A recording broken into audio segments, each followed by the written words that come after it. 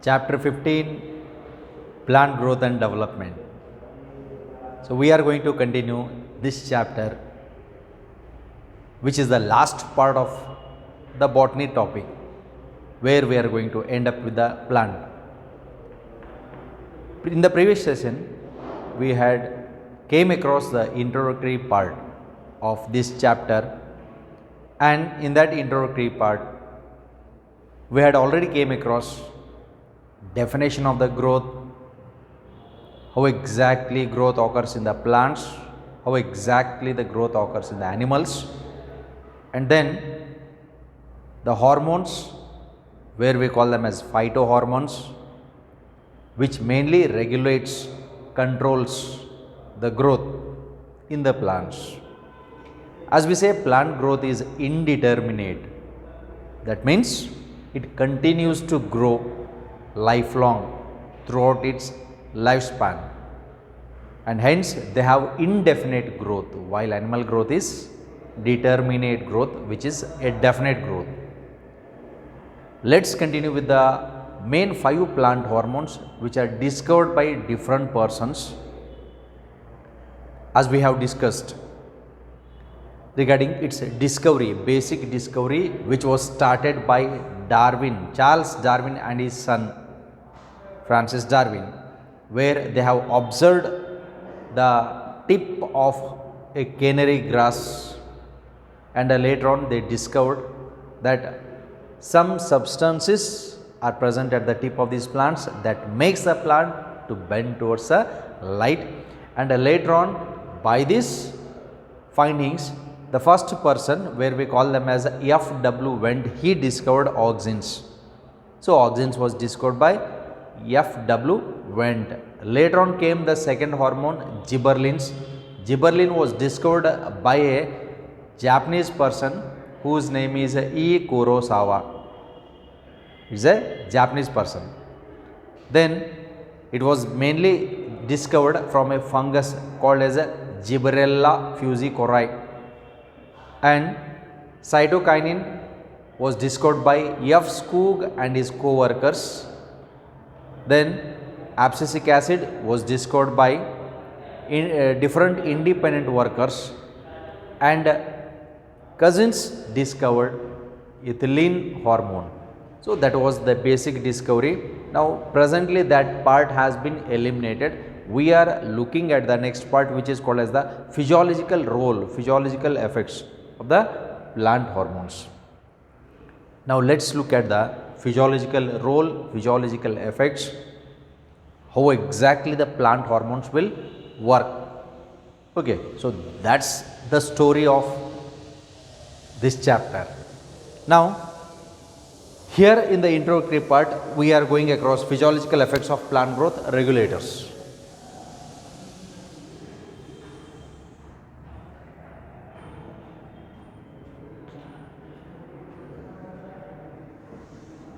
Effects of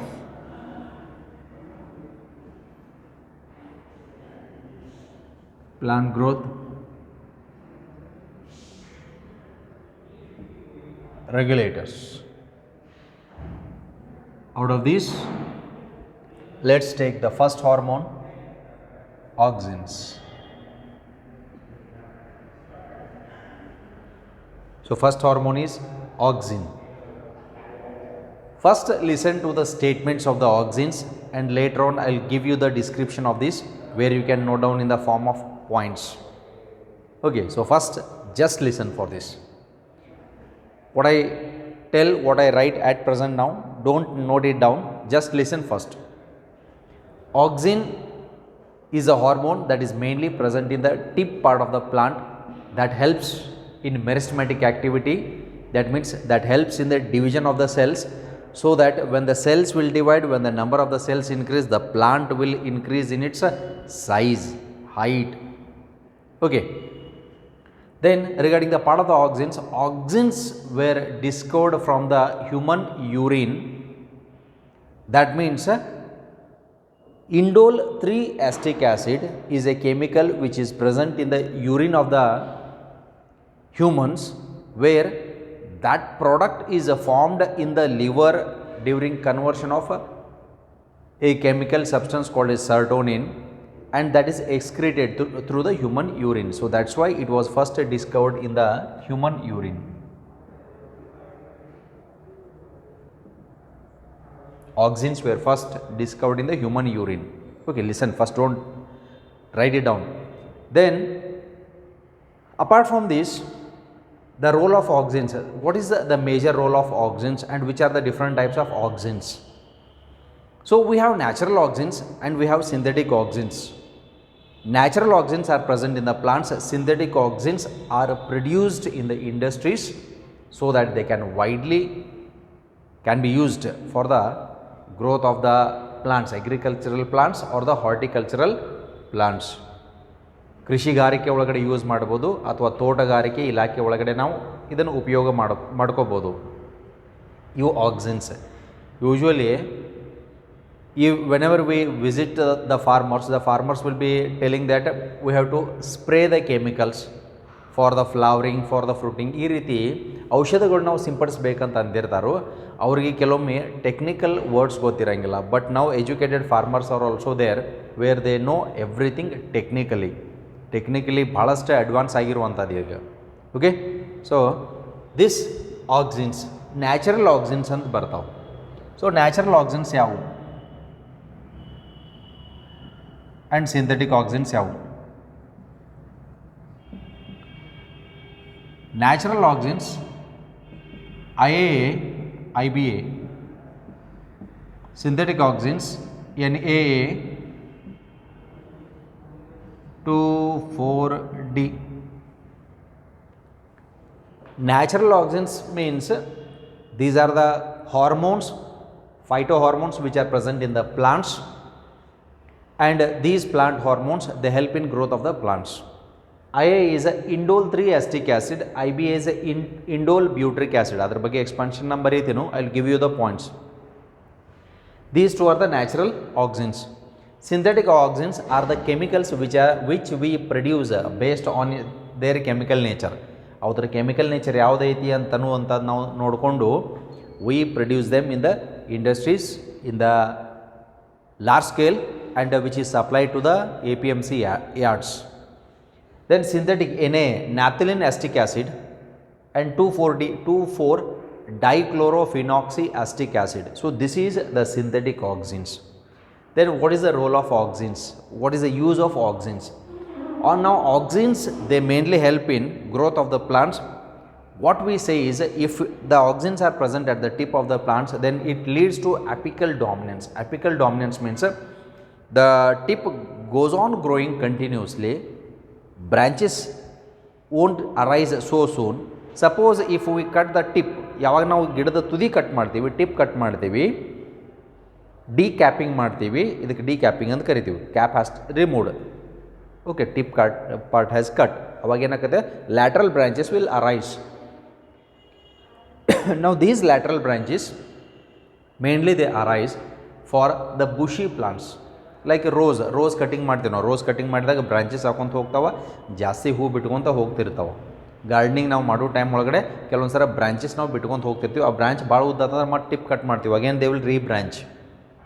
okay, to form into a bushy habitat, bushy plants ಆಗಿ ನಾವು convert ಮಾಡ್ತೀವಿ. Okay, so that is regarding the role of the natural as well as the synthetic. ಯಾವುದೋ hormone ಇರಲಿ ಅದರ ಉಪಯೋಗ ಈ ರೀತಿ ಆಗ್ತಾಯಿದೆ. Then in the stem cutting also usually rose ಅಂತ ಅನ್ನುವಂಥದ್ದು ನಾವು ಸ್ಟೆಮ್ ಕಟಿಂಗ್ ಮಾಡಿದಾಗ ಫಾರ್ ದ ರೂಟ್ ಬೇಗನೆ ಬಿಡಬೇಕಂತಂದ್ರೆ we just dip it in the auxins, then we just put it into the soil. ಮಣ್ಣೊಳಗಡೆ ಹಚ್ಚಿದಾಗ ಭಾಳ ಬೇಗನೆ ರೂಟಿಂಗ್ ಆಗ್ತದೆ, ರೂಟ್ ಬೇರುಗಳು ಬಿಡ್ತಾವೆ, ಗಿಡ ಬೆಳೀಲಿಕ್ಕೆ ಸ್ಟಾರ್ಟ್ ಆಗ್ತದೆ. This you have observe. And in the horticulture also for the grafting purpose. Grafting ಅಂದ್ರೆ ಕಸಿ ಕಟ್ಟೋದು ಅಂತ ಕರೀತಿರ್ತಾರೆ. ಈಗ ಒಂದು ಮ್ಯಾಂಗೋ ಪ್ಲಾಂಟ್ ಒಳಗಡೆ ಯಾವುದೋ ಒಂದು ಆಪುಸ್ ಗಿಡ ಇದೆ ಅಂತ ಅನ್ಕೊನು, ಅದಕ್ಕೆ ಯಾವುದೋ ಮಲ್ಗೋಬಾ ರತ್ನಗಿರಿ ಅಂತ ಪ್ಲಾಂಟ್ದ ಈ ಮ್ಯಾಂಗೋದ ಸ್ಟೆಮ್ಮನ್ನು ಗ್ರಾಫ್ಟ್ ಮಾಡ್ತಾ ಇರ್ತಾರೆ. ಹಂಗಿದ್ರೆ ಒಂದೇ ಗಿಡದ ಒಳಗಡೆ ನಿಮಗೆ 2-3 ಥರ ಹಣ್ಣು ಬೇರೆ ಬೇರೆ, ಆದರೆ ಮಾವ ಇರಬೇಕಲ್ಲ, ಮಾವಿನ ಗಿಡದಾಗ ಮಾವ ಬರಬೇಕಾಗ್ತದೆ. ಇಲ್ಲಿ ಬೇರೆ ಬೇರೆ ಮಾವಿನ ಗಿಡದಾಗ ಚಿಕ್ಕು ಬೆಳೆಸ್ಲಿಕ್ಕೆ ಆಗಂಗಿಲ್ಲ, ಅಥವಾ ಚಿಕ್ಕು ಗಿಡದಾಗ ಮತ್ತು ಇನ್ನೊಂದು ಯಾವುದೋ ಪೊಮೊಗ್ರಾನೆಟ್ ದಾಳಂಬ್ರಿ ಬೆಳೆಸ್ಲಿಕ್ಕೆ ಆಗಂಗಿಲ್ಲ. ಯಾಕಂತಂದ್ರೆ ಅಲ್ಲಿ ಒಂದಕ್ಕೊಂದು ನಾವು ಸ್ಟೆಮ್ ಗ್ರಾಫ್ಟಿಂಗ್ ಮಾಡೋತ್ನಾಗ ಝೈಲಮ್ ಫ್ಲೋಯಮ್ ಅಂತ ಇರ್ತಾವೆ, ಅವು ಮಿಸ್ ಮ್ಯಾಚ್ ಆಗ್ತಾ ಇರ್ತಾವೆ. ಸೊ ದ್ಯಾಟ್ಸ್ ವೈ ಯೂಶ್ವಲಿ ಒಂದು ಪ್ಲಾಂಟ್ ಒಳಗಡೆ what we have tried till now is we get different types of fruits but it belongs to the same species. Mango plant ಒಳಗಡೆ different mango variety ನಾವು ಬೆಳೆಸ್ಕೋಬೋದು. Okay, ಅದು grafting process. ಆ grafting ಒಳಗಡೆ ಹಂಗೆ ಮಾಡ್ತಾರೆ. ಓಕೆ, ಗ್ರಾಫ್ಟಿಂಗ್ ಒಳಗಡೆ stem cut ಮಾಡ್ತಾರೆ. ಈ ಸ್ಟೆಮ್ ಕಟ್ ಮಾಡಿದಾಗ ಇದು ಹಿಂಗೆ ವಿ ಶೇಪ್ ಕಟ್ ಮಾಡ್ತಾರೆ. ಇನ್ನೊಂದು ಸ್ಟೆಮ್ ತೊಗೊಂಡಿರ್ತಾರೆ. ಈ ಸ್ಟೆಮ್ ಹೆಂಗಿರ್ತೈತಿ ಇದನ್ನು ಈ ರೀತಿ ಚಾಪಿಂಗ್ ಮಾಡ್ತಾರೆ. ಇದನ್ನ ಇಲ್ಲಿ ಇನ್ಸರ್ಟ್ ಮಾಡ್ತಾರೆ. ಇಲ್ಲಿ ಇನ್ಸರ್ಟ್ ಮಾಡ್ಬೇಕಾದ್ರೆ ಇದನ್ನೇನು ಮಾಡ್ತಾರೆ, ಇಲ್ಲೊಂದು ಬೀಕರ್ ಇರ್ತೈತಿ. ಈ ಬೀಕರ್ ಒಳಗಡೆ ಇಲ್ಲಿ ಆಕ್ಸಿನ್ಸ್ ಇರ್ತಾವೆ. Plant hormone is taken. Usually ಅವು ಯಾವ ಇರ್ತಾವೆ, ಇವು ಕೆಮಿಕಲ್ ಹಾರ್ಮೋನ್ನ ಇರ್ತಾವೆ. ಈ ಸ್ಟೆಮ್ಮನ್ನು ಇಲ್ಲಿ ಡಿಪ್ ಮಾಡ್ತಾರೆ. ಇದಕ್ಕೆ ನಾವು ಸ್ಟೆಮ್ ಅನ್ನೋ ಬದಲಿ ಸ್ಟಂಪ್ ಅಂತ ಕರಿತೀವಿ. ಯಾಕಂದರೆ even the stump is made up of stick only. ನಾವು ದಿಸ್ ಈಸ್ ಡಿಪ್ಡ್. ಇಲ್ಲಿ ಡಿಪ್ ಮಾಡಿಕೊಂಡು ಇದನ್ನಿಲ್ಲಿ ಇನ್ಸರ್ಟ್ ಮಾಡಿಕೊಂಡು ಅದಕ್ಕೆ ದಾರ ಕಟ್ತೀವಿ. ಇದಕ್ಕೆ ಕಸಿ ಕಟ್ಟೋದಂತ ಅಂತಾರೆ. Where we call this process is grafting. In the grafting also auxins are used. ಇದು ಉಪಯೋಗ. Then auxins their main thing is they overcome apical dominance. ಅಂದರೆ ಅವು ಆಪಿಕಲ್ ಯಾವತ್ತೂ ಡಾಮಿನೆಂಟ್ ಹಾಕೊತಾನೆ ಹೋಗ್ತಾ ಇರ್ತದೆ, ತುದಿ ಯಾವತ್ತೂ ಬೆಳ್ಕೊತಾನೆ ಹೋಗ್ತಾ ಇರ್ತದೆ. Then some of them induce parthenocarpy. ಕೆಲವೊಂದು ಫ್ರೂಟ್ಸ್ ಒಳಗಡೆ parthenocarpy fruits means seedless fruits are also developed like that of the tomatoes. Tomato ಒಳಗಡೆ ಟ್ರೈ ಮಾಡ್ತೀವಿ. Even in the grapes also. Okay, nowadays it is also experimented in the other varieties also, ಬೇರೆ but they produce what, seedless fruits, parthenocarpy. So parthenocarpy seedless fruits can be produced. So production of the fruits without fertilization. Okay, then apart from that 2,4-D ಇದನ್ನು weedicide ಅಂತ use ಮಾಡ್ತಾರೆ. Usually ಡೈಕಾಟ್ಲಿಡಾನ್ ಒಳಗಡೆ ಏನಂತಂದ್ರೆ ಕಸ ಸಾಯುವಂಥ ಔಷಧ ಅಂತ ಕರೀತೀವಿ ನಾವು. To kill the weed we use it as a weedicide. Weedicide ಅಂತಂದ್ರೆ ವೀಡ್ಸ್ನ ಕಿಲ್ ಮಾಡುವಂಥ ಕೆಮಿಕಲ್ ವಿಡಿಸೈಡ್. ಯಾಕಂದರೆ ಹೊಲದೊಳಗಡೆ ಭಾಳ ಕಸ ಆದಾಗ ಎಣ್ಣೆ ಹೊಡಿನು ಅಂತಿರ್ತಾರೆ. ಯಾವ ಎಣ್ಣೆ? These chemicals only they are spread.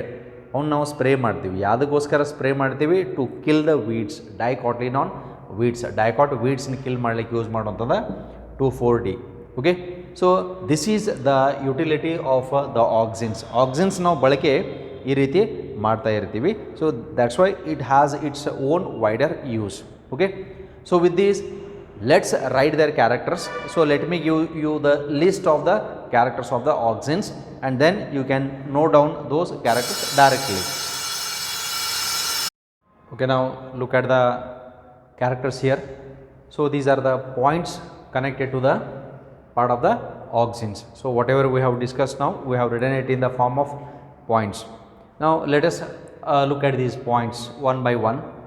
So auxin, it was first isolated from the human urine. As I have told you, in the human urine also we find indole 3 acetic acid, which is a chemical that is very similar to that of the auxins. ಹಂಗಂದು ಮಾತ್ರಕ್ಕೆ ಇದರ meaning ಏನು?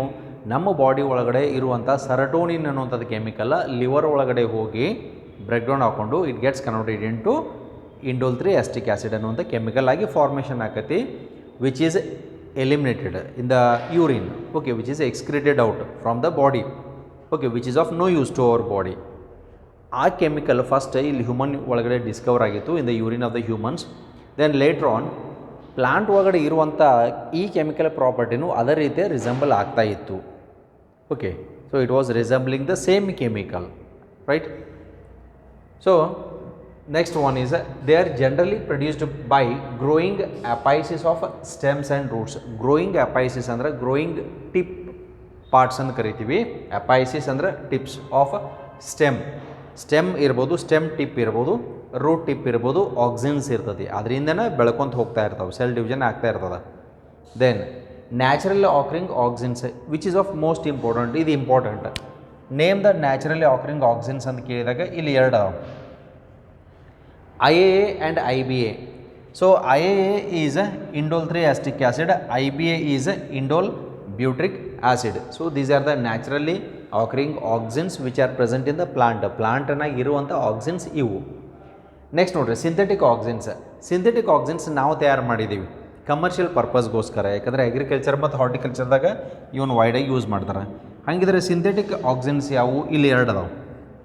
One is NA and second one is 2,4-D. NAA refers to naphthalene acetic acid. 2,4-D is 2,4-dichlorophenoxy acetic acid. ಇವೆರಡು ಹೆಸರು ನೆನಪಿಟ್ಕೊಳ್ಳೇಬೇಕು, because they will be asked in the objective type questions also. Right an example of naturally occurring auxins in the plants, right an example of synthetic auxins ಅಂತ ಕೇಳ್ಬೋದು. Okay, but better to remember all the names which is most important for your CET as well as even NEET point of view also. Okay, ಯಾಕಂದರೆ ಅಲ್ಲೂ ನಿಮಗೆ ಕೇಳುವಂಥದ್ದು main ಇದೆ objective part ಒಳಗಡೆ. Okay, ಅಥವಾ which amongst the following is a naturally occurring auxin or synthetic auxin ಅಂತ ಕೇಳ್ಬೋದು. Okay, then all these auxins ಅಂದರೆ ಇವೆರಡು ಏನದಾವು, ಇವತ್ರ ಕೆಲಸ ಏನು? All these auxins have been used extensively in look at this agriculture and horticulture. ಕೃಷಿ ಇಲಾಖೆ ಒಳಗಡೆ ಮತ್ತು ತೋಟಗಾರಿಕೆ ಇಲಾಖೆ ಒಳಗಡೆ ಬಹಳಷ್ಟು ಉಪಯೋಗದ. ಯಾಕಂದರೆ ಗಿಡಗಳನ್ನ ಬೆಳೆಸಲಿಕ್ಕೆ, ಫಾಸ್ಟ್ ಡೆವಲಪ್ಮೆಂಟ್ ಮಾಡಲಿಕ್ಕೆ ಈ ಆಕ್ಸಿನ್ಸ್ನ ಸ್ಪ್ರೇ ಮಾಡ್ತಾ ಇರ್ತಾರೆ, ಕೆಮಿಕಲ್ಸ್ನ ಫಾರ್ಮ್ ಆಗಿ ಯೂಸ್ ಮಾಡ್ತಾ ಇರ್ತಾರೆ. Then they help to initiate rootings in stem cutting. Look at this rootings in stem cutting. As I told you, rose plant stem root ಬಿಡಬೇಕಂದ್ರೆ ಟೈಮ್ ಭಾಳ ತೊಗೊಳ್ತದ. ಅದಕ್ಕೆ ನಾವು ಅದಕ್ಕೆ ಆಕ್ಸಿನ್ ಸ್ವಲ್ಪ ಸ್ಪ್ರೇ ಮಾಡಿದ್ವು ಅಂತಂದ್ರೆ, ಅಥವಾ ಅದ್ರಾಗ ಡಿಪ್ ಮಾಡಿದ್ವು ಅಂತಂದರೆ ಬೇಗನೆ ರೂಟ್ಸ್ ಬರ್ತಾವೆ. ಎಷ್ಟು ಬೇಗ ರೂಟ್ಸ್ ಬರ್ತಾವೆ ಪ್ಲಾಂಟ್ ಅಷ್ಟು ಬೇಗ ಡೆವಲಪ್ಮೆಂಟ್ ಆಕೊಂತ ಹೋಗ್ತದೆ. Okay, so they help to initiate ಅಂತಂದ್ರೆ ಬೇರೆ ಬಿಡುವುದಕ್ಕೂ ಉಪಯೋಗ ಆಗುವಂಥದ್ದು in the stem cutting plants. Auxins promote flowering. Look at this, auxins flower ಆಗೋಕ್ಕೂ ಹೆಲ್ಪ್ ಆಗ್ತಾ ಇರ್ತದೆ. Okay, when we spray the plants then it helps in flowering. For example grapes ಅಂತ ಬಂದಾಗ ಗ್ರೇಪ್ ಪ್ಲಾಂಟಿಗೆ ನಾವು ಆಕ್ಸಿನ್ಸ್ ಸ್ಪ್ರೇ ಮಾಡೋದ್ರಿಂದ ಹೂ ಬಿಡ್ತಾವೆ. ಅದೇ ರೀತಿ ಇದನ್ನು ಮೋಸ್ಟ್ ಕಾಮನ್ಲಿ ಇವು ಅಬ್ಸರ್ವ್ ಮಾಡಿರುವಂಥದ್ದು ಪೈನಾಪಲ್ ಪ್ಲಾಂಟ್ ಒಳಗಡೆ. ಸೊ ಇನ್ ದ ಪೈನಾಪಲ್ಸ್ ಈ ಪ್ಲಾಂಟಿಗೆ ಆಕ್ಸಿನ್ ಸ್ಪ್ರೇ ಮಾಡೋದ್ರಿಂದ ಫ್ಲವರಿಂಗ್ ಬೇಗ ಆಗ್ತದೆ. So that's why they promote flowering, ಜಾಸ್ತಿ ಹೂ ಬಿಡಲಿಕ್ಕೆ ಅನುಕೂಲ ಆಗುವಂಥದ್ದು. And this is most important. ಇದು ನೀಟ್ ಒಳಗಡೆ ಕೇಳ್ತಾರು ಏನಂತಂದ್ರೆ, auxins promote flowering in which amounts of following plants ಅಂತ ಕೊಡ್ತಾರೆ. 4 ಆಪ್ಷನ್ದಾಗ ಒಂದು ಆಪ್ಷನ್ನ ಪೈನಾಪಲ್ ಅಂತ ಇರೋದು. This is the only one exclusive example that is given in this chapter. So that's why each of these points, each of these statements are equally important for your NEET point of view is concern. ಪ್ರತಿಯೊಂದು point which amongst the following promotes flowering in plants ಅಂತ ಕೇಳಿದಾಗ ಅದು auxins ಅಂತ ಆಗ್ತದೆ. Auxins promote flowering in which amongst the following plants. ವೈಸ್ ವರ್ಷ questions ಇವು. Example ಕೊಟ್ಬಿಟ್ಟು in pineapples flowering is promoted by which amongst the following hormone, plant hormone ಅಥವಾ ಫೈಟೋ ಹಾರ್ಮೋನ್ ಅಂತ ಕೇಳ್ಬೋದು. That is auxin. So that's why each and every sentence, each and every statement is equally important, ಅಷ್ಟೇ important ಆಗ್ತವೆ. That's why what we say when we go with the parallel coaching here, what we say, each of the statement is equally important. Your NCERT is must, as it is a master book for the NEET. Okay, and now what we say is how to make your mind powerful based on your keen observation. ಹಂಗಿದ್ರೆ ನಿಮ್ಮ observation skill ಮೇಲೆ ಹೋಗ್ತದೆ, ಎಷ್ಟು ಕೀನಾಗಿ ನೀವು observe ಮಾಡ್ತೀರಿ. ಅದಕ್ಕಾಗೆ ನಾವಿಲ್ಲಿ ಏನು ಹೇಳ್ತೀವಿ ಅಂತಂದ್ರೆ, powerful people have powerful knowledge. How it comes? Based on the keen observation, based on their skills. ಏನ ನೀವು ಯಾವುದೋ ಒಂದು ಕೆಲಸ ಮಾಡಿದ್ರು ಸದ್ಯಕ್ಕೆ ಅದ್ರ ಕಡೆ ಗಮನ ಎಷ್ಟದ ನಿಮ್ಮದ, ಅದ್ರ ಕಡೆ ಇಂಟ್ರೆಸ್ಟ್ ಎಷ್ಟದ, ಒಲವು ಎಷ್ಟದ, ಎಷ್ಟು ಕೀನಾಗಿ ನೀವು ಅಬ್ಸರ್ವ್ ಮಾಡ್ತೀರಿ, ಎಷ್ಟು ಕೀನಾಗಿ ನೀವು ಕೇಳ್ತೀರಿ. ಓಕೆ, ಅದಕ್ಕಾಗೆ ಇವು ಎರಡು ಫೋಕಸ್ ಆಲ್ಮೋಸ್ಟ್ ನಾನು ನಿಮಗೆ ರಿಪೀಟೆಡ್ಲಿ ಹೇಳ್ತಾ ಇರ್ತೇನೆ. Eye and ear makes your brain strong. Okay, eye and ear ಅಂತಂದ್ರೆ ಒಂದು vision, one is a listening skill. These two are most important to lead a successful life, not to lead a life. ಬದುಕಲಿಕ್ಕೇನೆ even the animals also survive, they also live. ಪ್ರಾಣಿಗಳು ಬದುಕ್ತಾವೆ, ಹಂಗಿದ್ರೆ ಅದಕ್ಕೆ ನಮ್ಗೆ ವ್ಯತ್ಯಾಸ ಏನು? We are intelligent animals. So that's why don't follow others, let others follow you. Understood? That means think in your own way. ನಿಮ್ಮ ಸ್ವಂತ ವಿಚಾರಗಳನ್ನ ನೀವು ಮಾಡ್ಕೊತ ಹೋಗ್ರಿ. ರೈಟ್? ಇಷ್ಟೆಲ್ಲ ಪಾಯಿಂಟ್ಸ್ ನಾವು ಡಿಸ್ಕಷನ್ ಮಾಡಿದಾಗ ಭಾಳ ಜನ ಒಂದು ಪ್ರಶ್ನೆ ಕೇಳ್ತಿರ್ತಾರೆ, ಇವನ್ನೆಲ್ಲ ಹೆಂಗೆ ನೆನ್ಪಿಟ್ಕೊಳ್ದ್ರಿ ಅಂತನ್ನುವಂಥದ್ದು. ಯಾವಾಗ ಅರ್ಥ ಆಗ್ತದ ಅದು ಯಾವತ್ತೂ ನೆನ್ಪು ಒಳಗಡೆ ಉಳಿತದ. ಯಾವ ಕಾನ್ಸೆಪ್ಟ್ ನೀವು ಅರ್ಥ ಮಾಡ್ಕೊಳಕ್ಕೆ ಪ್ರಯತ್ನ ಪಡ್ತಿರ್ತೀರೋ, so that is your discovery. Okay, that means you won't get gold from the soil so easily. Understood? ಮಣ್ಣಿನಿಂದ ನೀವು ಚಿನ್ನ ತೆಗಿಬೇಕಂತಂದ್ರೆ ಅಷ್ಟು ಈಸಿಯಾಗಿ ಸಿಗಂಗಿಲ್ಲ. Okay, so you need to do lot of work, you need to sacrifice it. Okay, ಯಾವತ್ತೂ ಯಾವುದೇ ನಮಗೆ ಒಂದು ಉನ್ನತ ಸ್ಥಾನ ಬರಬೇಕಂತಂತಂದ್ರೆ without your hard work, your pain, your strain ಯಾವುದೂ ಬರಂಗಿಲ್ಲ. Understood? So all these are only the escaping things what we are going to tell. ನಾವು ಹೇಳ್ತಿರ್ತೀವಿ ಅದನ್ನ ಯಾಕೆ ನೀ ಸರಿಯಾಗಿ ಎಕ್ಸಾಮ್ ಬರೀಲಿಲ್ಲ, because your mid term exams are going to commence very soon. ಅವಾಗ ಭಾಳ ಜನಕ್ಕೆ ಪ್ರಶ್ನೆ ಇರ್ತೈತಿ, ನಮಗೆ ಅದು ತಿಳಿದಿಲ್ರಿ, ಇದು ತಿಳಿದಿಲ್ರಿ. ಓಕೆ, ಇವೆಲ್ಲ ಬರೀ ಹೇಳಲಿಕ್ಕೆ ನೆವ ಆಗ್ತಾವ. ಹಾಗಿದ್ರೆ ನೀವು ಯಾವಾಗ ಪ್ರಯತ್ನ ಪಡೋರು? That means you are not struggling, your life is easy going.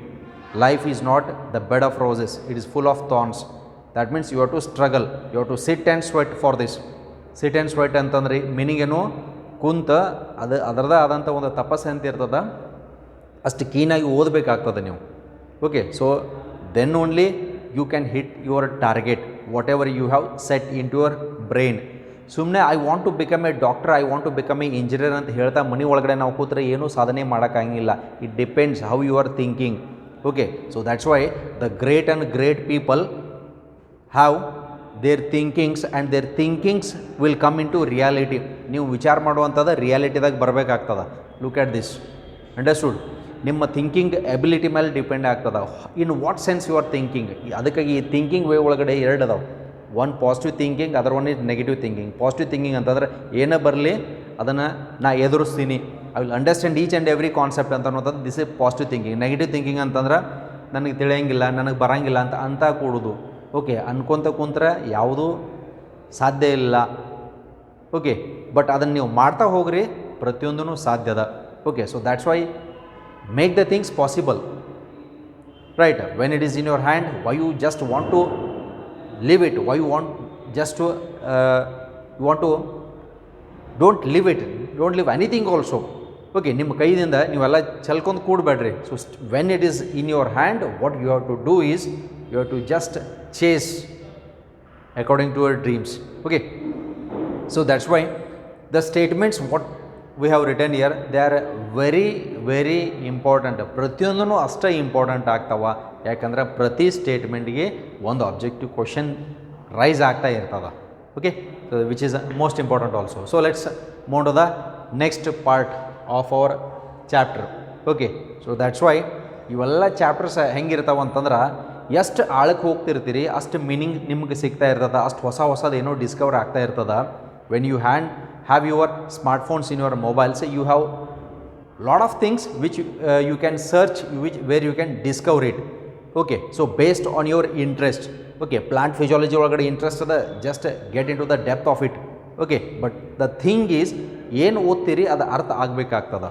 Okay, if you just go on searching unnecessary things, it's of no use. Necessary ಯಾವುದದ, ಇದು ನನಗೆ ಅವಶ್ಯಕತೆ ಇದೆಯಾ ಅಂತ ಅನ್ನುವಂಥದ್ದು ಫಸ್ಟ್ ಯೋಚನೆ ಮಾಡಬೇಕು. ನೆನಪಿರಲಿ, knowledge never goes waste. Whatever you read, knowledge never goes waste. Somewhere it will be utilised, it will be implemented. If not now, then it will be used in the future. Okay, so let's move to the next one. They help to prevent fruit and leaf drop. Look at this. They prevent fruit and leaf drop. ಕಾಯಿ ಆದಾಗ ಗಿಡದಾಗಿಂದ ಸಣ್ಣ ಕಾಯಿ ಇರ್ತಾವೆ, ಇನ್ನೂ ದೊಡ್ಡ ಹಣ್ಣಾಗಿರಂಗಿಲ್ಲ, ಉದುರಿ ಬೀಳಬಾರ್ದಂಗೆ. ಈಗ ಹಸಿರೆಲ್ಲಿ ಚಿಗುರು ಹೊಡೆದಿರ್ತಾವೆ, ಒಣಗಿ ಉದುರಿ ಬೀಳಬಾರ್ದವು ಅನ್ನೋಂಗೆ ನೋಡ್ಕೋತಾವೆ. They prevent fruit and leaf drop, ಅವು ಬೀಳಬಾರ್ದಂಗೆ ನೋಡ್ಕೊಳ್ತಾವೆ. ಅದಕ್ಕಾಗಿ ಗಿಡದಾಗ ಭಾಳಷ್ಟು ಸಣ್ಣ ಕಾಯಿಗಳು ಉದುರಾಕತ್ತಿದ್ವು ಅಂತಂದ್ರೆ ಇನ್ನೂ ಹಣ್ಣಾಗೋಕ್ಕಿಂತ ಮೊದಲನ ಆಕ್ಸಿನ್ ಸ್ಪ್ರೇ ಮಾಡ್ತಾ ಇರ್ತಾರೆ. Okay, this is at the early stages. Then in most plants, growing apical bud inhibits growth of lateral buds. Growing apical buds, apical bud ಅಂತಂದ್ರೆ ಟಿಪ್. ಗಿಡದ ಒಳಗಡೆ ಒಂದು ಗಿಡ ಬೆಳ್ಕೊತ ಹೋದಂಗೆ ಈ ತುದಿ ಬೆಳ್ಕೊತ ಹೋಗ್ತಾ ಇರ್ತದೆ. ಹಂಗೆ ತುದಿ ಬೆಳ್ಕೊಂಡು ಹೋಗ್ತಿರ್ತೈತಿ. ಯಾವಾಗ ಈ ತುದಿ ಹಂಗೆ ಕಂಟಿನ್ಯೂಸ್ ಬೆಳ್ಕೊಂತ ಹೋಗ್ತದ, this is what is called as apical dominance ಅಂತ ಕರಿತೀವಿ ನಾವು. Inhibits the growth of lateral buds, ಅಂದರೆ ಇದು ಬ್ರ್ಯಾಂಚ್ ಆಗಲಿಕ್ಕೆ ಬಿಡಂಗಿಲ್ಲ. ಯಾಕಂದ್ರೆ ಆ ಟಿಪ್ದಿಂದ ಅಲ್ಲೇ ಮೆರಿಸ್ಮೆಟಿಕ್ ಆ್ಯಕ್ಟಿವಿಟಿ ಭಾಳ ಫಾಸ್ಟಾಗಿ ಇರ್ತೈತಿ. Where a phenomenon is called as apical dominance. This is most important. ಈ ಕ್ವಶನ್ ಕೇಳ್ತಿರ್ತೀವಿ. ಏನು ಕ್ವಶನ್ ಅಂದ್ರೆ what is apical dominance? What is apical dominance? Look at this. Most plants, the growing apical bud inhibits, the growing apical bud inhibits ಅಂದರೆ stops what? Lateral growth, axillary buds. ಇದಕ್ಕೆ ನಾವು axillary bud ಅಂತ ಕರಿತೀವಿ. Branching ಏನು ಹೊಡಿತಾವಲ್ಲ axillary bud ಅಂತ ಕರಿತೀವಿ ನಾವು, right? axillary bud ಡೆವಲಪ್ಮೆಂಟ್ನ ಸ್ಟಾಪ್ ಮಾಡ್ತೈತಿ.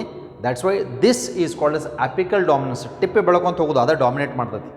It dominates so that it wants to grow more, right? This is called as apical dominance. Apical dominance is nothing but growing apical buds inhibit the lateral growth of the plants, which is said to be apical dominance. Then removal of the shoot tip. ಈಗ ಇದು tip ನಾವು cut ಮಾಡಿದೆವು ಅಂತ ಅನ್ಕೋನು, ಅವಾಗ ಏನಾಗ್ತದೆ? ಅವಾಗ ಇಲ್ಲಿ branches ಬರ್ತಾವೆ, ಅವಾಗ ಈ ಕಡೆ ಬ್ರಾಂಚಸ್ ಆಗ್ತಾವೆ. ಕಾಮನ್ ಆಗಿ ನೋಡಿರ್ತೀರಿ ನೀವು, ಬ್ರಾಂಚಸ್ ಹಾಕೊಂತ ಹೋಗುವಂಥದ್ದು. Okay, so removal of shoot tips, this is called as decapitation. ಇದು important. What is A decapitation in plants? Removal of shoot tips.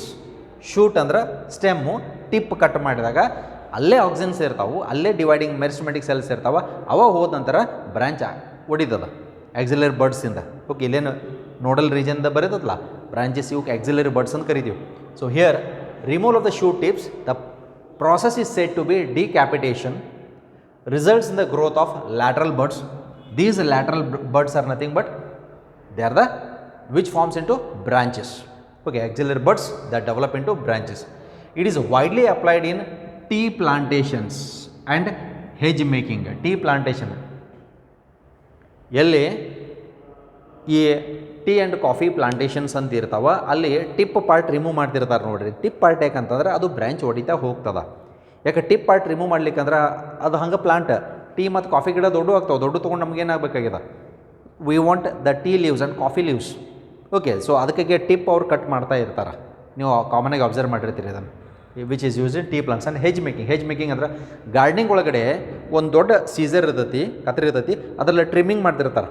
ಅಂದರೆ ಟಿಪ್ ಪಾರ್ಟ್ ರಿಮೂವ್ ಮಾಡ್ತಿರ್ತಾರೆ, ಬ್ರಾಂಚಿಂಗ್ ಹಾಕೊಂತ it forms into bushy compound plants ಕಲ್ತೇನೋ development ಮಾಡ್ತಿರ್ತಾರೆ.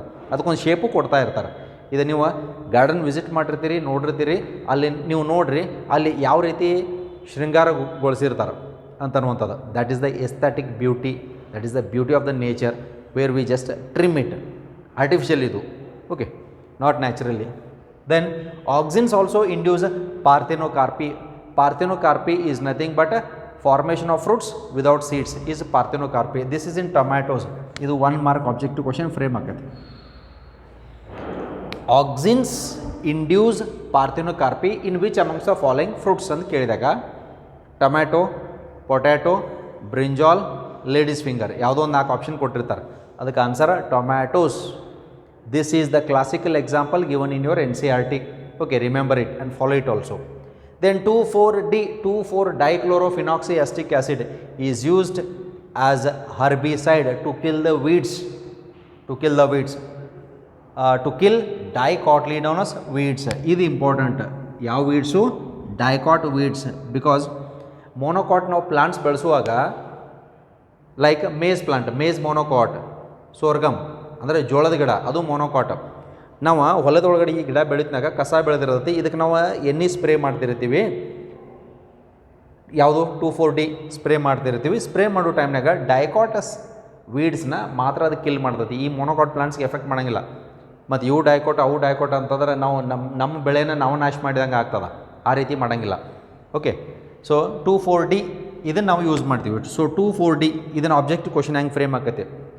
Which is the auxin or which is the plant hormone that is used to kill the dicotyledonous or the dicot weeds ಅಂತ ಕೇಳಿದಾಗ it is 2,4-D.